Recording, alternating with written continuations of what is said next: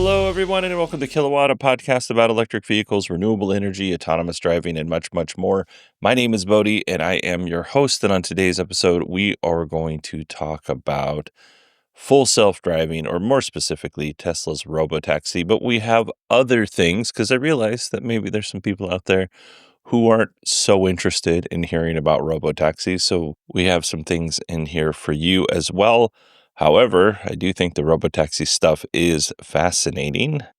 And, this is going to be a long show. This show actually took quite a bit of time to put together because of the Robotaxi thing. There were lots of articles, some of them saying the same thing, some of them saying things that were salacious, but when you get into it, it's not really that big of a deal. There was lots of videos to watch. So yeah, with with an article, you can kind of skim through it and get the gist, and pick and take the parts that you need, right? With a video, you just got to sit there and watch a 20-minute video of somebody being hauled around from one place to another. So it took a little bit more time to get this episode done. And it's actually technically not completely written in terms of the Robotaxi story. I had to be like, after 7 pages of notes, I was like, you know what? We're going to have to talk about, people's thoughts, like how they liked the service at some other point in time, next episode, and how Robotaxi is doing in terms of its performance on the road. So lots of stuff to talk about, but let's start off by thanking the folks who support this show and sponsored this episode. We're going to start off with Gene R., Chris B., Jamie H., Don M., and Christopher R. I really appreciate the support from not only these folks, the Gene, Chris, Jamie, Don, and Christopher, but for everybody who supports the show in whatever way you support it. But if you want to support it financially, you can go to supportkilowatt.com and you can see the 2 choices that we have, which are Patreon and Supercast. All right, let's go ahead and start the show. There's still quite a bit of chatter when it comes to hydrogen vehicles. I'm not exactly sure why. I think for the most part, electric vehicles have shown themselves to be a viable option, while hydrogen vehicles, it's a little bit more difficult. You got to have a lot more infrastructure in place for hydrogen vehicles to work. But hydrogen isn't only for EVs. And I found this story, and I don't think what the researchers in this story are doing is specifically for hydrogen vehicles, but I thought it was interesting. So the issue we have today with hydrogen is most of the hydrogen we get is split from fossil fuels, primarily natural gas, and that generates carbon emissions. That's kind of defeats the purpose.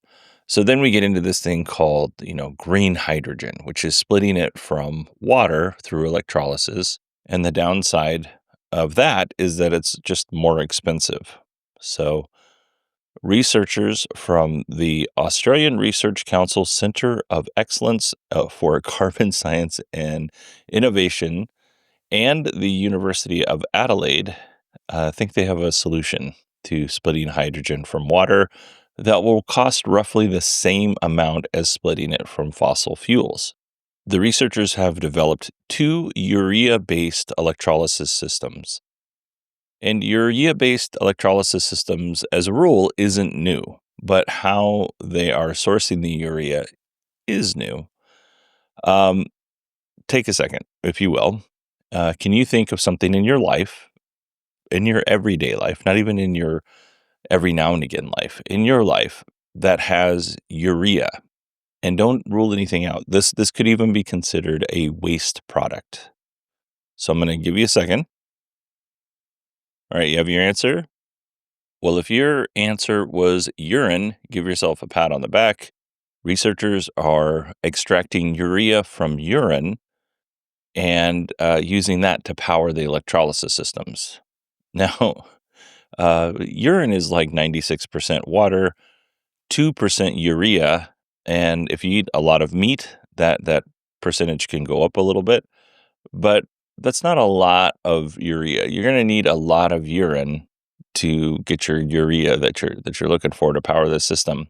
But the byproduct of this, instead of being carbon emissions, you're going to get nitrogen gas, which is largely harmless. Both systems will use 20 to 27% less electricity than other water splitting, hydrogen splitting water systems. The urine will be sourced from sewage and wastewater treatment plants that are high in nitrogenous gases. So there you go, folks. I thought I thought this was an interesting story. It's not without its issues. There's some still, a lot of things to be overcome, but there you go. All right. So there's a before we do our next story, there's a couple of different changes. One, I'm on a different mic right now, and two, I started recording this very early in the morning, and then I had some things to do, and now I'm recording it later at night. It is Thursday at nearly 7 o'clock, so my voice is a little less rough, a little more smooth. So let's go to our next story. Our next story is Tim Stevens writing for The Verge. Tim wrote up some frequently asked questions about the new Slate pickup truck that's due out. I believe it's next year. So the first frequently asked question is, how does the Slate compare to the Ford Maverick? So the Maverick comes in a lot of different configurations. So I'm just going to give you what Tim used as the default. And he calls this out as well, that there's different configurations for the truck. So anything I say, if you're like, well, that's not necessarily true because of this configuration, just know we're talking in generalities here.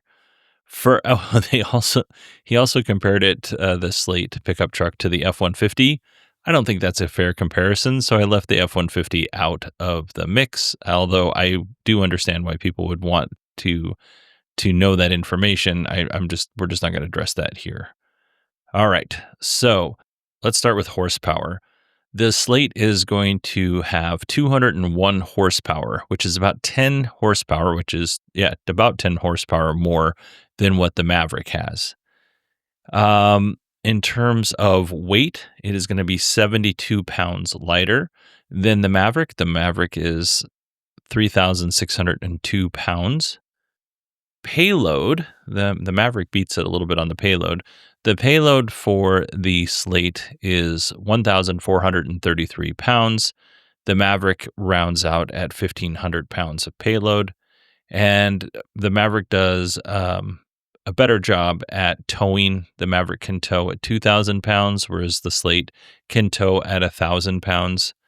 The Slate does win in bed length, though. I didn't know this. I thought the Maverick bed length was 5 feet, but it's only 4.5 feet, whereas the Slate is 5 feet. The seats that come standard with the vehicle, 5 seats for the Maverick and 2 for the Slate. Next frequently asked question is, where will the Slate be manufactured? It will be manufactured in Warsaw, Indiana, at a former catalog printing facility. It'll create 2,000 jobs. They're expected to produce 150,000 vehicles at that plant. And as of right now, it qualifies for the $7,500 federal tax credit, but it is unlikely by the time the Slate comes out that tax credit will be in place. Next frequently asked question, does it have cell connection? And the answer to that is no.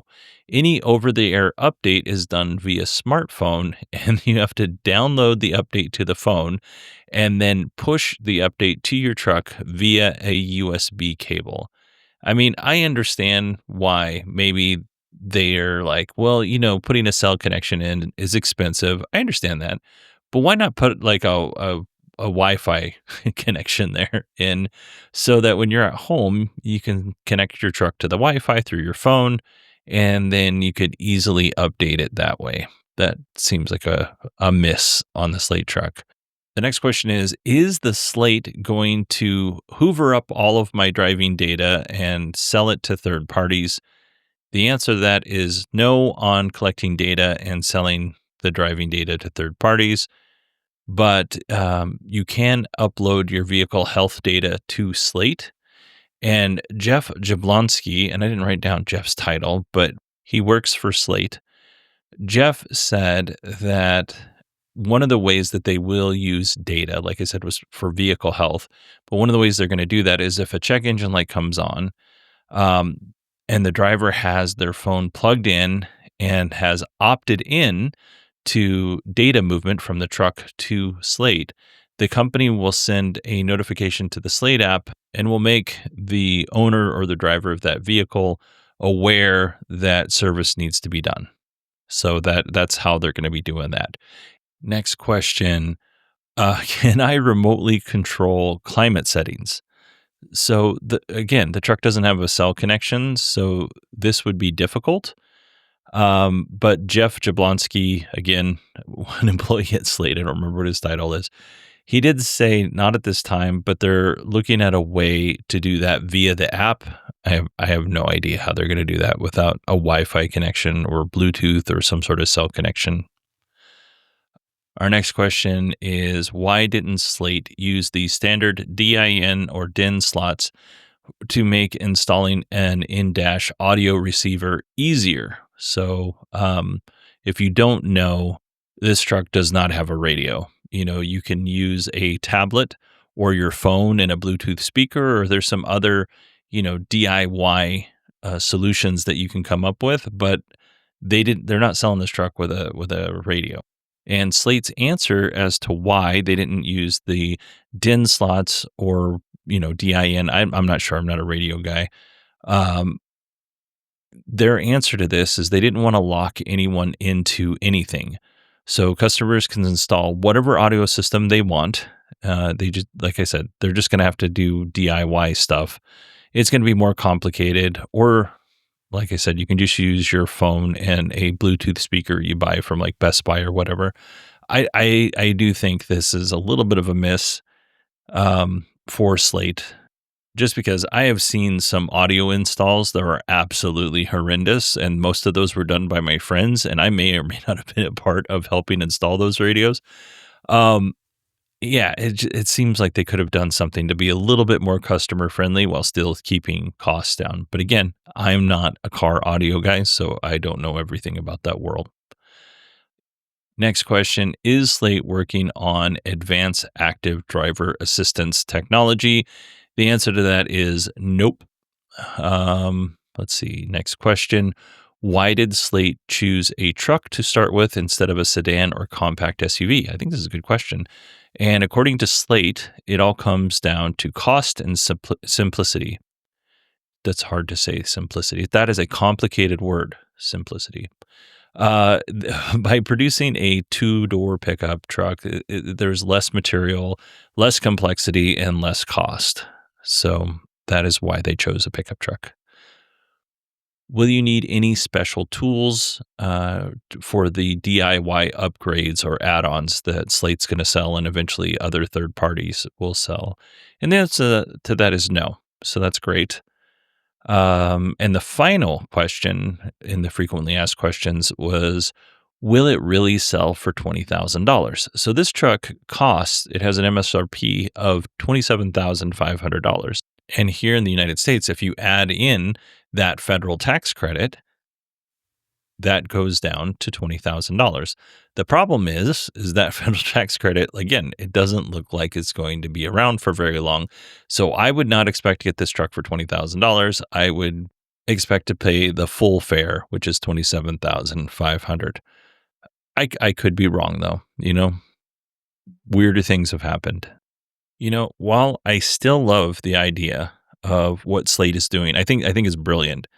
I wonder if they're not painting themselves into a corner with how resistant they are to add in anything that isn't absolutely necessary. You look at the radio, the way that you have to do updates, being able to turn on the air conditioning or heater in your vehicle remotely, or even having a radio. I'm wondering, like I said, if they're painting themselves into a corner and this fantastic idea that they had to build this truck ends up being a little bit of a bust because it is inconvenient. At $27,500, you're pretty close to a Chevy Equinox. you'll probably be somewhat close to the new Chevy Bolt. And if you're dead set on a pickup truck, the Ford Maverick Hybrid MSRP is at $28,145. I think at $20,000, this truck is really attractive, and you're willing to deal with some of the headaches that come with having or owning a $20,000 EV, right? We'll say inconveniences instead of headaches. But at $27,000, and there's so many other options at that price point, I think that's going to be a harder sell. Unless the person buying it is really into customizing their vehicle, and then it's probably a no-brainer. All right, that is our EV news for this episode. Now, I do want to let you know that I am aware that I am very late for this show, but I also want to let you know that I only did 2 stories so far, and we're 16 and a half minutes into this show. You know, I did a lot of research for this show. It took me a long time to get this show out, simply because I wanted to make sure to give you the best and most fair analysis of Robotaxi. So, having said that, in our Tesla segment, we have Robotaxi news, and then we have some kind of adjacent news to start off with that isn't specifically Robotaxi related, but it is full self-driving and autonomous taxi related. So we're going to start off with this story. The National Highway Transportation Safety Administration is overhauling the approval process for vehicles designed without human controls. By human controls, we mean steering wheel, brake, and accelerator. Under the existing rules, vehicles without human controls require a special exemption, and trying to obtain this exemption is time consuming. The article described the process as a black box where you would not hear if you were approved or denied for years, which is insane. The new guidelines will take a faster approach. So, by faster, I'm not talking about instant approval or even approvals in a few days or few weeks. We're talking months instead of years, which I think is probably appropriate at this point. This obviously helps companies like Tesla with their Cybercab, but it also helps other companies like Zoox and Waymo and Motional and all those other companies out there that are trying to solve this problem. And honestly, when I actually read the headline to this article, my initial where my head went initially is this is a terrible idea. But after learning that it takes years to obtain this special exemption, and it's largely a black box, not very transparent process, I'm kind of down for making the process more transparent and faster while still maintaining high safety standards. All right, moving on to our next story. Bloomberg released a report showing autonomous driving technology from Tesla and Waymo. And I should say it was comparing autonomous driving technology from Tesla and Waymo. And Electrek kind of tore into Bloomberg's reporting. So, and mostly they tore into it because not everything is apples to apples in comparison. And normally I would not talk about something like this simply because, some of these little slap fights in the media can be petty, but I do think Electrek makes a good point. In the Bloomberg report, when they looked at crash rates, and these are self-reported by the automaker, right? When they looked at crash rates per million miles driven, Tesla with full self-driving or autonomous driving or autopilot, turned on, and we don't know what the numbers are separated because Electrek is reporting that Tesla combines the autopilot and full self-driving crash data. They don't separate that out. So if you're looking at crashes per million miles driven, Tesla is 0.15, which is pretty good. Waymo is 1.16 crashes per million miles driven, and the average US driver is 3.9 crashes for every million miles driven. So on the surface, it looks like Tesla is doing really well, but Tesla only counts events as accidents if an airbag goes off. So if the airbag's deployed or the seatbelt pretensioner is activated. So minor accidents or accidents where, those two things don't happen, they're not reported as an accident. Now, I can tell you that I have been on accidents where people have been injured and the airbags didn't go off. I don't always look for the seatbelt pretensioner. Um, Typically, right? If we roll up to an accident scene and someone says, we say, "Were you wearing your seatbelt?" And someone says, "Yes," we'll go and check the car because the seatbelt pretensioner will lock itself in place. So if it is locked in the stowed position before you get in your car, you know how it just kind of retracts back. If it's locked in that position, they're lying. If it is, all extended and floppy, then they're telling the truth. So that's one way that we can tell um, if somebody's telling the truth about whether they were wearing their seatbelt or not. Because for whatever reason, people think that firefighters we're just going to tell the cops that they weren't wearing their seatbelt. And there's also, injuries consistent with not wearing your seatbelt. So we have to do a little bit more investigating. But I will say, not every time do we get an accident where the airbags don't go off, but somebody is injured. Do we go and check the seatbelt pretensioner, whether it was activated or not? So I can't tell you with any degree of confidence that the accidents that I've been on where someone was injured, if the seatbelt pretensioner was activated every time. I'm gonna have to look at this. But what I'm saying is you can. The point is you can still be injured without these two things going off. So I think that's an important distinction.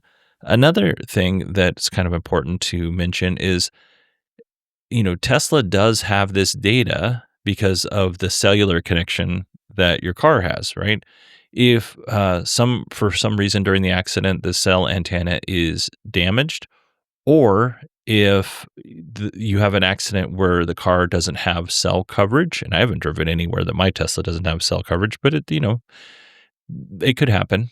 And then, or you have some unforeseen power disruption, uh, that data doesn't go back to Tesla. Now, let's move on to Waymo, who has 1.16 accidents. I think I might have said 1.15 earlier, but 1.16 accidents every million miles. Well, the way that Waymo determines, what's a reportable accident and what isn't was a police report generated. Which I'm going to say, if you are involved in an accident with a car that does not have a driver, every accident, even if it's minor, is going to have a police report generated.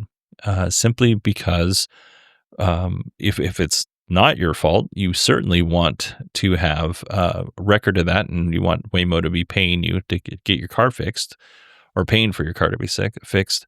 But it is interesting that that is the distinction. Now, in terms of the average U.S. citizen that's driving, like I said, it's 3.9 accidents per every million miles driven. They're pulling this data from the National Highway Transportation Safety Administration, and that data includes all sorts of collisions and minor accidents. That data comes in from a lot of different sources. So it's not to say that Tesla is lying or Waymo is lying. It's just to say that we're not comparing the same thing. And this is kind of where it goes back to, I would like more transparency and clear defined rules on what is and isn't an accident. Because if the automakers or autonomous vehicle operators are able to kind of make this stuff up as they go, they're obviously going to tilt that data in a way that makes them look good as compared to what really might be happening. And again, I don't think that the autonomous vehicles that we have out there now are just running into things willy nilly and it's being hidden and covered up. It just makes it harder to extract what's really going on. Another issue that Electrek had with the Bloomberg report was data collected since launch. So, how many miles, I should say, of driving data has each company collected? And Waymo, according to the report, has 22 million miles. So it's driven 22 million miles and collected data on 22 million miles. Tesla has driven over 3 billion miles. And there's a little bit of an issue with those numbers. So the 22 million miles for Waymo, that only represents miles that were driven in San Francisco and doesn't include any of the markets that Waymo is operating in. For Tesla, the 3 billion miles, Electrek points out that these miles are supervised full self-driving, whereas Waymo's miles were autonomous driving without somebody in the seat. Now, I don't bring that up to be nitpicky. I'm only addressing this or highlighting it because I guess what I'm trying to say is not everything looks as it seems. We have to dig a little bit deeper to really get the real data. Now, having said that, I'm trusting Fred Lambert and Electrek, that I'm trusting that they're giving us the right data. And from the things that I looked up, Fred Lambert is correct in this story, or largely correct. And he typically is largely correct. I think Fred Lambert is a good journalist. However, I will say that Fred Lambert does seem to have a chip on his shoulder when it comes to Elon Musk and Tesla, and he definitely has a point of view. And I take that into consideration when I'm evaluating stories for the show. And sometimes I will not choose to use Fred Lambert's story. I will go and try to find somebody else's because I do think that his bias shows through a little bit sometimes. But that doesn't mean, again, I think Fred's a bad journalist. I think he's an excellent journalist. But I thought this was a good example of looking past the article to see what's really going on. I would encourage everybody, if you love EVs and EV news, I mean, obviously don't unsubscribe from this show, but go subscribe to other EV shows, batteries included, Ryan McCaffrey's podcast that I'm blanking on, Ride the Lightning is really good. There's lots of good EV podcasts out there. Again, don't unsubscribe to me, but go and listen to their points of view because they're almost certainly going to be different from mine. All right, that leads us to our final segment, and it's going to be all about Robotaxi. So there's lots of stuff coming out about Robotaxi. I want to try and again present this in as fair a way as possible. And it's kind of hard because there's a lot of overly positive articles and social media posts from people who were there using the service, and there's a lot of super negative stuff from other people. So I'm trying to sort through what is the real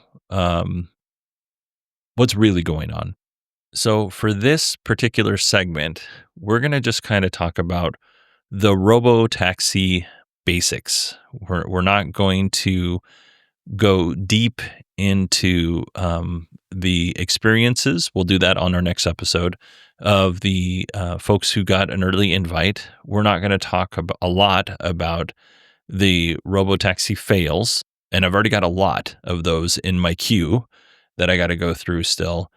But we're going to give you the details on Robotaxi, and then next episode, and maybe even the next episode after that, we'll just kind of dive a little bit deeper into the experience and what's really happening with Robotaxi in terms of how it's performing. So we're going to start with a few days before Robotaxi's launch. Texas lawmakers, and I believe they were Democratic lawmakers, but I can't tell you that. I know at least one person was a Democratic lawmaker. I don't know if all Texas lawmakers wanted this, but Tesla's lawmakers were asking Tesla to delay the rollout of Robotaxi until September 1st, 2025.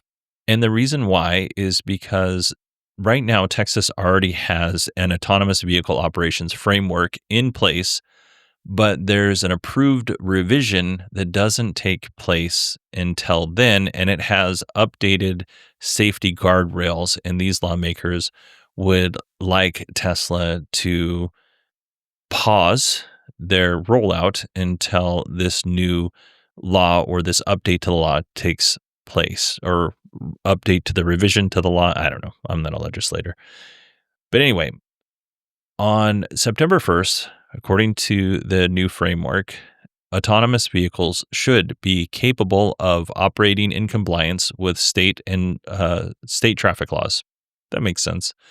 They need to be equipped with a recording device. They need to be compliant with federal law, including federal motor vehicle safety standards. They need to be capable of achieving a minimal risk condition if the automated driving system is rendered inoperable. And they need to be registered, titled, and insured under Texas law. And lawmakers are saying, well, Tesla, the lawmakers that are calling for this, they're saying if Tesla isn't going to comply, by the way, they didn't comply, they would like Tesla to respond with a letter on detailed information on how they are being compliant with this law, or how they'll be compliant with this law in the future, or the update to the law. Based on the 1, 2, 3, 4, 5 things that they have listed here, I think Tesla's probably compliant. These things are they're not that out of the norm. I don't think Tesla's going to have a problem complying with this. They probably comply right now. So just I mention that because it's out there and it's regarding Robotaxi. Now, when we look at the rollout, 20 social media folks or 20 influencers or 20 Tesla fans, however you want to look at that, people who are going to say nice things about Tesla, they got early invites. For everybody else, we're going to have to wait a little bit longer. But for the chosen few, they got access to Robotaxi last Sunday. And I can't remember what Sunday. Let me look at my calendar here. Sunday, was that the 22nd? And I don't think a lot of these folks lived in Austin. I think a lot of them flew in, maybe at their own expense. No, I didn't hear anybody say that Tesla paid for their trip, but they went to Texas to experience it. And I would like to say that I follow a lot of these people on social media. I like a lot of these people. I'm not bagging on them, even though it might sound like I am. So through some additional information that was released and the folks that were able to take rides, we have some information about the service as a whole. So right now, Robotaxi is geofenced in Austin, and they can drive around, the geofence is around 30 square miles. The hours of operation for Geotaxi, for Robotaxi, are between 6 a.m. and 12 a.m. 7 days a week. So that's a good long time. The only difference is the service will either be limited or discontinued during inclement weather. I think I saw that they had like 2 cars that they were shuttling folks through on Sunday, but initially 10 to 20 cars is what Tesla is looking for. And we talked about this. Tesla did confirm that they are going to have human safety monitors in the vehicle. So it's not somebody who's sitting in the driver's seat who can take control. It's somebody who's sitting in the passenger seat. And when the car doesn't do something, they can easily hit a button and the car will pull over or the car will remain in its current lane. So I'm guessing that there's a Texas law that says somebody from the company needs to be monitoring the car from the front seat, but does not stipulate which seat that person sits in. And Tesla was like, well, if it doesn't stipulate, we're going to put the human monitor in the passenger seat. Um, the way a lot of the videos were filmed, it was filmed from the rear passenger seat and filmed toward the driver's seat. So you only saw like somebody's shoulder. You didn't see the person sitting in the passenger seat. This could be because, Tesla asked them not to do it, and I don't think they would probably do that. But what would be kind of more where my brain goes is maybe those people that are sitting in that seat don't want to be filmed, and it was just kind of a more respectful thing. And then you get to see the how the car is, turning the steering wheel and all that other stuff. But Elon did say at one point that they didn't need to have a safety monitor, and it turns out, yeah, you do because the government requires it. Um, I would imagine they fought real hard on that, as much as Elon was saying that Tesla didn't need that because they were already that good. Um, there's a Robotaxi app. It's an invite only at the moment. It goes through Apple's test flight. If you're not familiar, don't worry. It's just a way for developers to get their app out to people who are testing it. So what I'm saying is you just can't go to the App Store and download the Robotaxi app. You got to wait for a little bit. But the app does give a map of the geofenced area that you are allowed to travel in. It gives some preset options for like cafes, parks, food, whether that's fast or dining, fun stuff, shopping. There's all sorts of little preset stuff in there, which I thought was kind of cool and forward thinking a little bit. I don't think I've seen that in Uber or Lyft's apps, and maybe I have, and maybe I just didn't pay attention. You can also add a manual address, and if you choose an area that is outside the geofenced area, Robotaxi will get you as close as possible and then drop you off. And you can either walk the rest of the way, take a bus, take a flight, take an Uber, take a Lyft, whatever. But yeah, it'll get you close. It won't deny you. It'll just say, okay, well, we'll have to drop you off at this point, which I think is fair. Um, when you request a ride, you can see where your Robotaxi is. This is similar to Lyft and Uber. When your vehicle arrives, you'll see the color of the vehicle, the license plate number, so that you know that's your car. And Uber and Lyft do this as well. You can also make the car honk. You can flash the car headlights and unlock or open the trunk. Unlock the car and open the trunk. And this is similar to hailing a Waymo. So that's not way outside of the norm. If you have I'm forgetting what it's called, the strip on the phone, what is it called? Activity Center. Anyway, if you have an iPhone and you have live activities, you can get updated information on whatever that strip is called across the top of your phone on the iPhone, a new iPhone. Riders are encouraged to give a star rating feedback, so Tesla can improve on that. You can only book a ride if you're 18 years or older. Right now, through the invite, you can only bring one guest, and that guest has to also be over 18. You cannot book a ride for another person, so the account holder must be present. So you can't call if your mom's at the grocery store or whatever, you can't call her a robo-taxi and expect her to be picked up. You have to be there. Tesla has some rules, smoking, no vaping, no consuming drugs or alcohol. I did not see anything about fornicating in these vehicles, and I would imagine there's got to be a rule there somewhere. There's also no taking pictures or filming for the purposes of reverse engineering the technology. If you need a service animal, you are allowed to bring your service animal. Otherwise, there are no pets. And from what I understand, you're not allowed to ask if that's a service animal. Maybe each state has some different rules, but I'm not sure how they're enforcing this other than people being honest. Right now, each ride costs $4.20. No word if each influencer had to pay money out of their own pocket. I'm sure Tesla just let them ride free or gave them a pile of credits in exchange for the free advertising that they did on mostly on X. And that concludes our news for today. I hope everybody found this stuff interesting.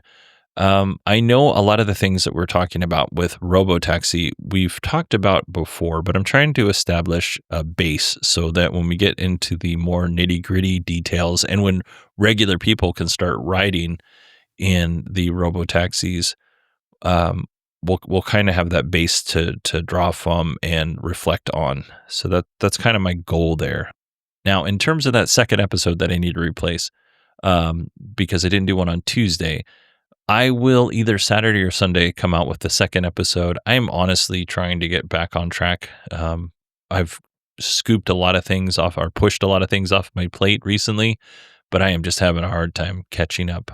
But on the other side, I really feel like because I've been able to push some of this stuff off, and that's given me more time to do some deeper dives, and I'm really enjoying this, and hopefully you're enjoying it too. All right, everybody, that is it for me today. I hope you all have a wonderful weekend, and I will talk to you in approximately 2 to 3 days.